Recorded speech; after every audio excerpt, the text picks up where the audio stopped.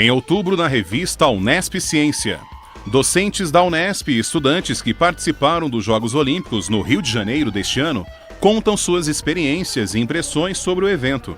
Os artigos estão disponíveis no site www.unespciencia.com.br. E por falar em Jogos Olímpicos, João Eduardo Hidalgo comenta sobre o filme Berlim, de 1936.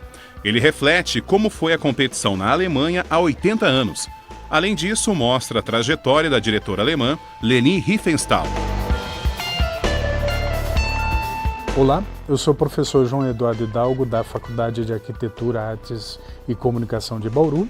Estamos aqui hoje na Casa Guilherme de Almeida, na Sala Cinematógrafos, gentilmente convidados pelo diretor de programação, Doni Correia, e vamos falar de um assunto que eu tratei num artigo que eu escrevi na revista 79 da Unesp Ciência, falando sobre o filme Raça, e principalmente sobre o comentário do atleta Renaud Lavellini fez durante a realização das Olimpíadas no Rio de Janeiro, né, em julho passado. Foi um comentário muito polêmico que ele se considerou como o Jesse Owens durante as competições no estádio em Berlim, dentro da Alemanha nazista, né? Foi um comentário muito polêmico que ele se considerou como o Jesse Owens durante as competições no estádio em Berlim, dentro da Alemanha nazista, né? Foi uma declaração muito polêmica que deu bastante comentário e eu tive vontade de escrever sobre esse comentário, que ele disse depois, tentando se desculpar, como alguém quando faz alguma coisa errada depois tenta dar alguma justificativa, claro, né, Doni?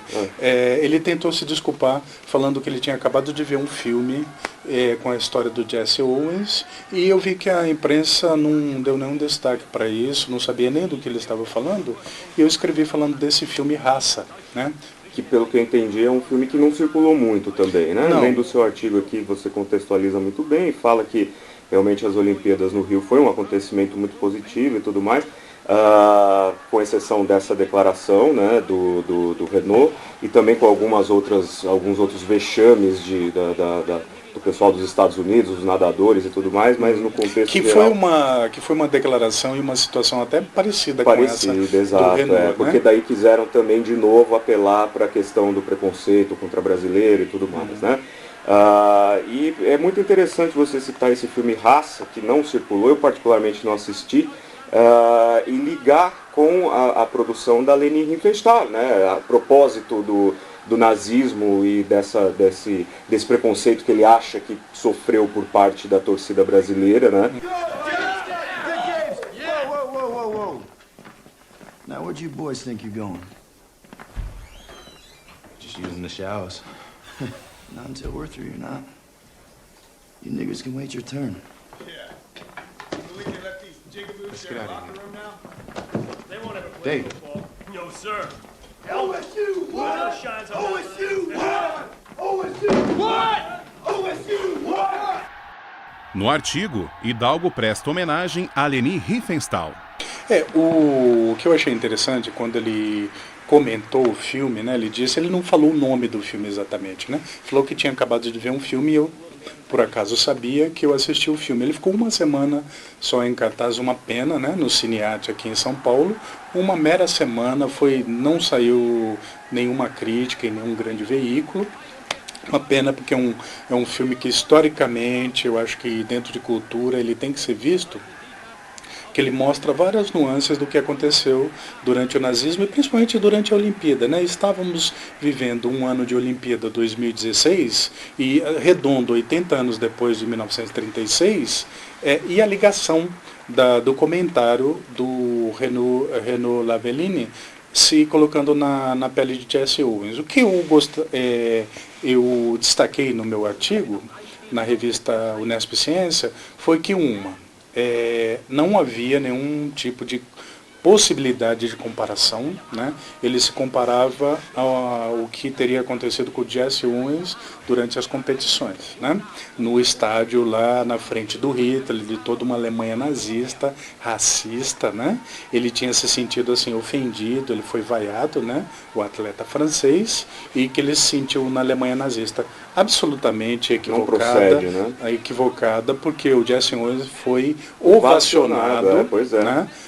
O estádio inteiro ficou absolutamente surpreso com o talento, a capacidade dele. Ele ganhou 4 medalhas de ouro, né? E o filme Olímpia não faz distinção alguma entre os outros atletas e os alemães, né?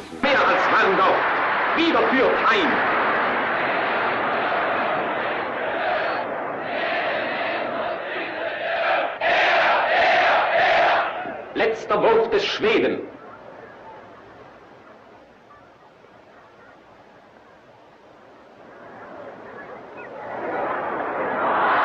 Nur 53:30.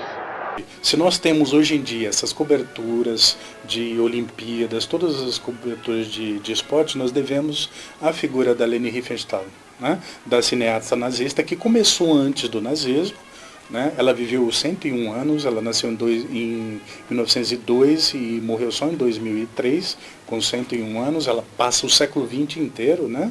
E ela, sendo do meio cinematográfico, ela soube muito bem, como atriz primeiro, depois como diretora, como construir realidades e como mostrar coisas que ela gostaria de mostrar, né? E ela foi absolutamente eficiente quando ela fez o documentário Olímpia, né, sobre as Olimpíadas de 36, e eu acho que é importante o filme Raça e o documentário dela, Olímpia, contrapondo com a declaração e com coisas que nós vivemos na Rio 2016, é o fato seguinte: quem acha que a Alemanha e o comportamento dos alemães durante as Olimpíadas foram racistas, tem que assistir o documentário Olímpia, que mostra que eles absolutamente não foram. O povo, nessa época, ainda 36, ainda não tinha um racismo encalacrado aí na sua cultura. Era uma coisa que estava a partir dos governantes, né?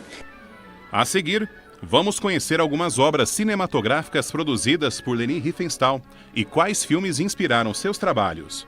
O Nesp Ciência volta já.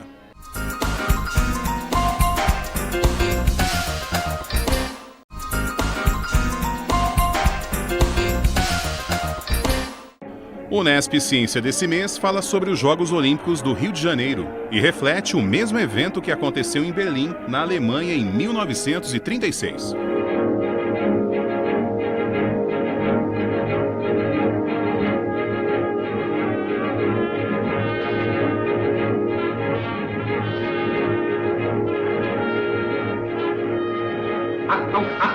João Eduardo Hidalgo escreveu o artigo. E agora vamos conhecer um pouco as obras que inspiraram grandes produções da época. Agora, e que ela aprendeu com o Funk, né, com o Arnold Funk, diretor da maioria dos primeiros filmes dela, a montagem, o que ela chama de montagem construtiva. O que era isso? Quando ela fez A Luz Azul, em 32, ela fala que ela pediu para que o Funk fizesse a montagem para ela. E que ele picotou todo o filme e que depois ela falou: meu Deus, o que eu vou fazer com esse monte de pequenos fragmentos? E ela falou que ela aprendeu a montagem construtiva, que é um personagem começa a abrir uma porta, um velho, né? Uma mulher continua abrindo esta porta ou janela e uma terceira figura, uma criança, abre totalmente. Então ela falou que ela aprendeu muito. Claro que nós não podemos esquecer que ela também teve contato com Eisenstein, né? Encoraçado Potemkin, que é de 27. Exato.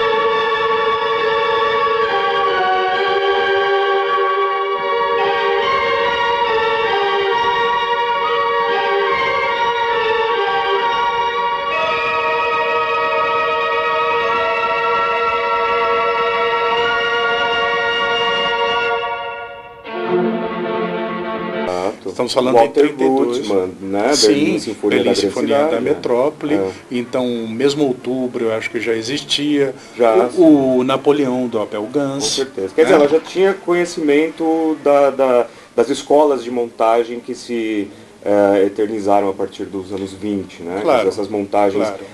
intelectuais, vamos dizer assim, né? Que é como Eisenstein definiu. Sim. Né? Bom, se tinha uma coisa que a Leni Riefenstahl sabia, era do métier de ser Claro. de cinema, Sem seja dúvida.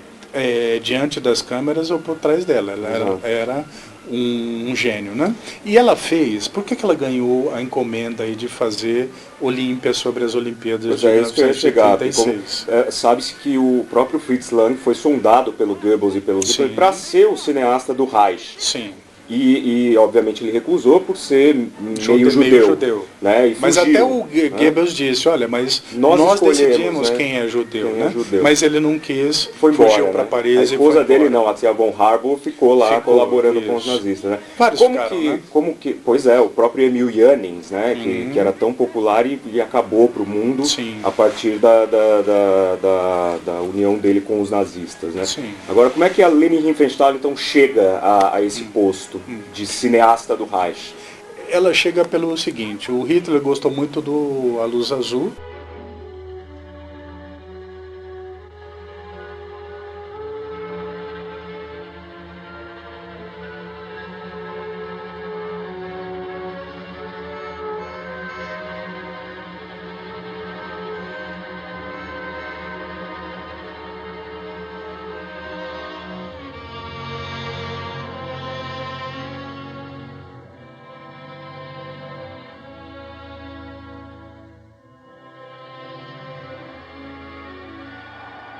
Né? E disse que gostaria que ela fizesse os filmes de campanha dele ou mesmo das reuniões do partido. E ela fez, em 1935, ela fez Triunfo da Vontade. É o registro da convenção do Partido Nazista em Nuremberg, em 1935, saiu em 1936, e é um dos documentários fundamentais da história do cinema. Nós temos que ver, é um documentário que ele é tão assustador, ele cria uma figura mitológica do Hitler. O Hitler vem das nuvens, né, e pousa, e ela filma o Hitler de uma maneira que muitas vezes quando ergue a mão reflete o sol, parece que ele tem um poder divino da luz na mão, né? Agora, e mostra também a catarse, né, o apoio maluco, eu diria, da população com ele, né? Sim. Dentro dos comícios que ele fazia, ou mesmo os desfiles. Agora, eu acho que ela percebeu uma coisa, a própria indumentária, a própria organização do partido nazista, que era de inspiração militar, lembramos que é um partido, né? Não é uma seção do exército. Eles tinham todo uma indumentária, uma organização proto-militar, sem ser militar, né? Agora, os desfiles eram uma coisa fantástica, né? Porque eles pegavam milhares de pessoas, eles faziam essas pessoas virem das mais longínquas partes da Alemanha e organizavam desfiles pelas ruas de Nuremberg, que era uma coisa, assim, até hoje, ela também é responsável por ter registrado isso, mas a própria estrutura do partido e como eles organizavam essa convenção anual do partido, né, que aconteceu até 1938, foi a última vez, era um show absolutamente pirotécnico, né, comandado, inclusive, não todas, mas eram as últimas, principalmente, as de 1935, era pelo arquiteto do Hitler, Albert Speer, né? Que ele fez, inclusive, em 1935, ele fez uma catedral de luzes no campo de Zeppelin, e ela achou isso fantástico. Ela usou isso no Olímpia, no finalzinho de Olímpia. De novo, nós temos a catedral de luz que o Speer, o arquiteto, né, fez novamente para ela.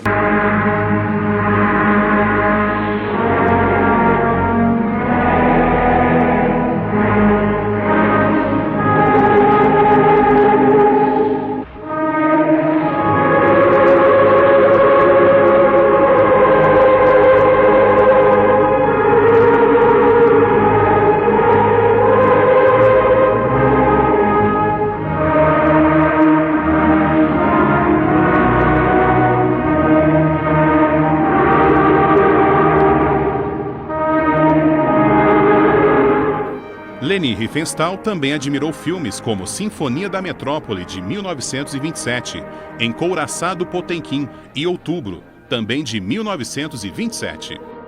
Esses filmes também influenciaram o filme Olímpia. E Olímpia influenciou o recente Raça, de Stephen Hopkins. Nós vamos ver a seguir no Nesp Ciência.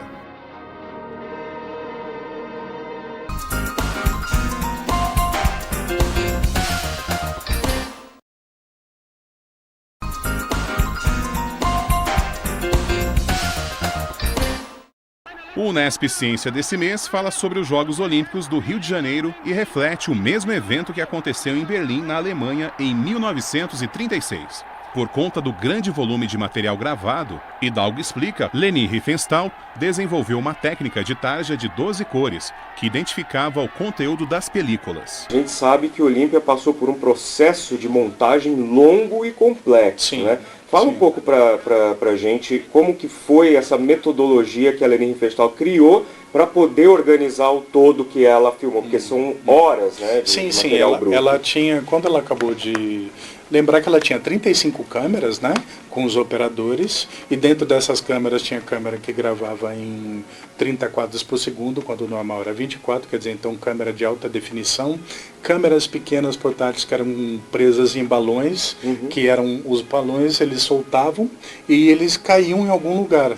E eles punham anúncios no jornal dizendo, olha, se você encontrou uma câmera, traga em tal lugar que recompensamos, tal. Então ela usou todas essas câmeras e conseguiu uma quantidade tal de material que só para ver todo esse material ela levou 10 semanas, né, trabalhando 12 horas por dia, segundo ela põe nas memórias dela. Então vejam, para ela organizar tudo isso, ela criou um próprio sistema. Ela disse 12 sistemas de cores, sendo o master, que era o perfeito para ser usado, até o arquivo. E ela pôs cores, que agora não vou me lembrar, mas acho que de azul a preto.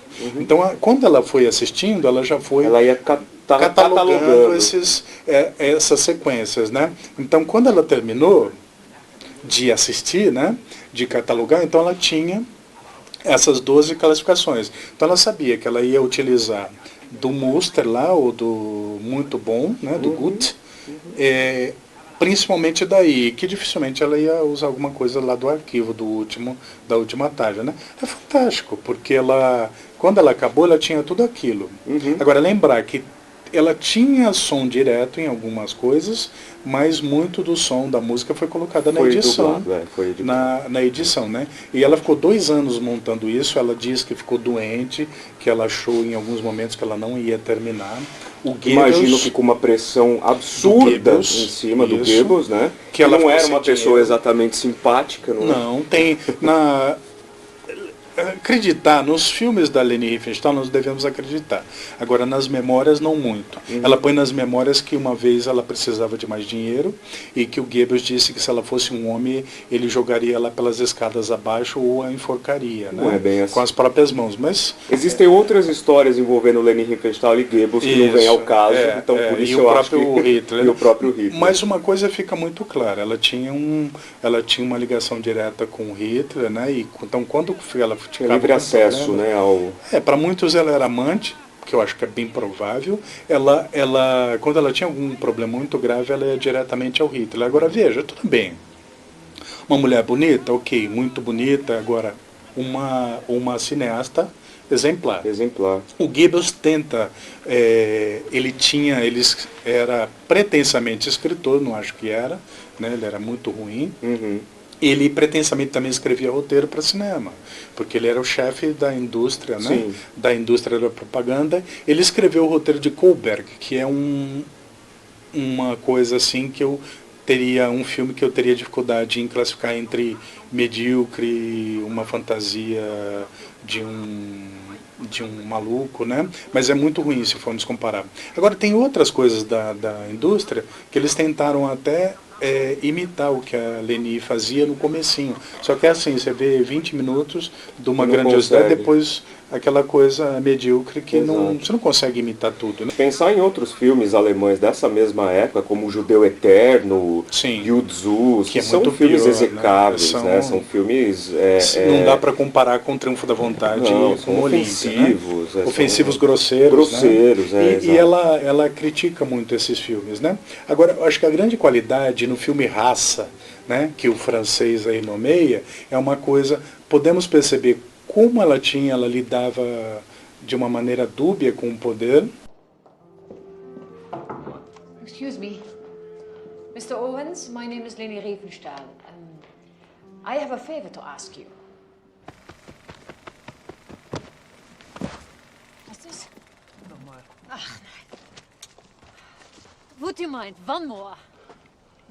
Last time, I promise. For sure, but isn't that cheating? Cheating? Yeah. I'm just saying it's not the actual jump I made. You did make that jump. We all saw it. You made history out there. All I'm doing is making sure years from now those people who weren't there can see it too. So they never forget what you did.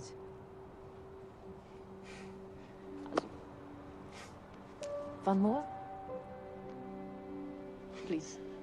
All right. One more. Danke, danke. Gut.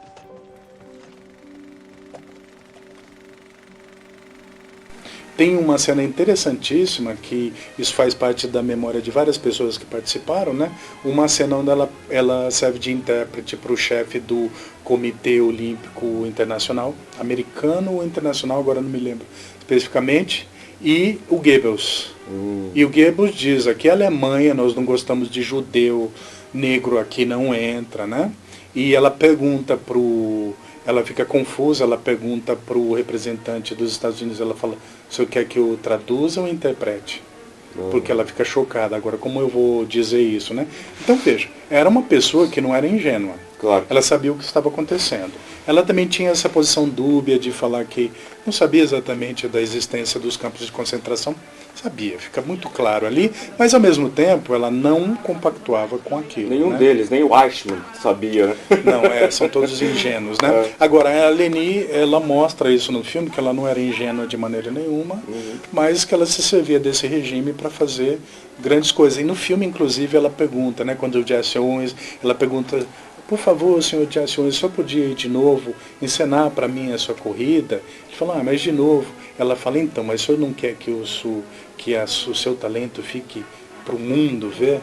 Então, percebe-se no filme, ela né, tem visão. que ela tem uma visão da grande coisa que ela estava fazendo, da grande obra, né, que ela estava fazendo. Então, eu acho que não olhar nunca pela coisa do... Acho que é condenável através, se olharmos pela ideologia, sim. O Renaud Lavellin também é muito condenável, claro. né? Agora o filme, eu indico que se veja o filme Raça. Né? Que quase ninguém percebeu a existência dele, 2016 o filme, né? E Olímpia, vamos ver um pouquinho mais de Leni Riefenstahl.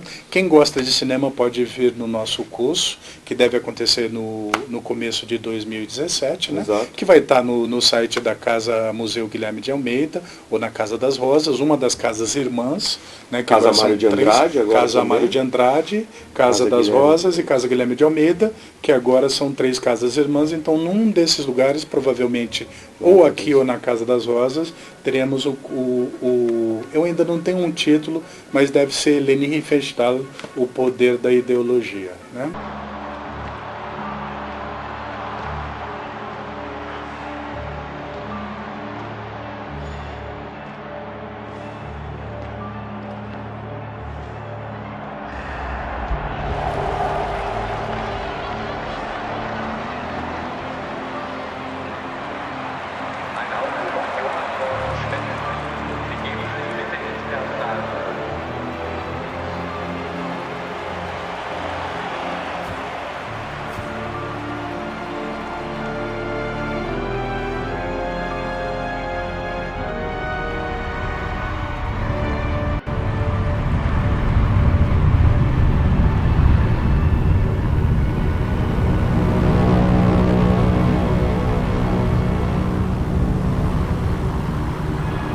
Esse artigo mostrou principalmente isso. Eu acho que um comentário infeliz de um atleta infeliz, né? Um grande filme, e se nós temos hoje cobertura, se nós vemos as Olimpíadas da maneira que vemos pela TV, pelos canais a cabo, nós devemos um muito obrigado para Leni Riefenstahl. O Nesp Ciência desse mês fica por aqui.